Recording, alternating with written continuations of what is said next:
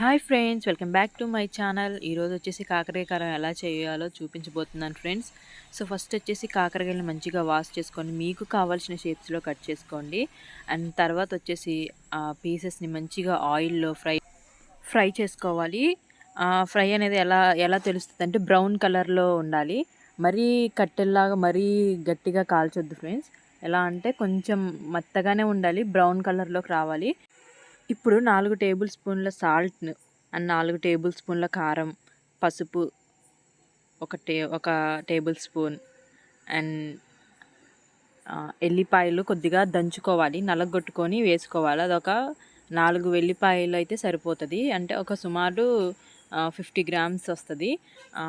ఇది వచ్చేసి మొత్తం కాకరకాయలు వచ్చేసి 3/4 కేజీ కాకరకాయలకి నేను చెప్తున్నాను క్వాంటిటీ.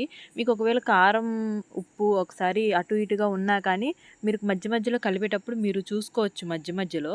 సో దాన్ని బట్టి మీరు ఉప్పు కారాలు అనేది అడ్జస్ట్ చేసుకోవచ్చు. ఎక్కువ కావాలనుకుంటే ఎక్కువ యాడ్ చేసుకోండి, అండ్ తక్కువ సరిపోద్ది తక్కువ తినేవాళ్ళు కొంచెం చూసి యాడ్ చేసుకోండి. అలాగే లాస్ట్లో ఒక 2 నిమ్మకాయల్ని స్క్వీజ్ చేసుకొని కలుపుకోండి.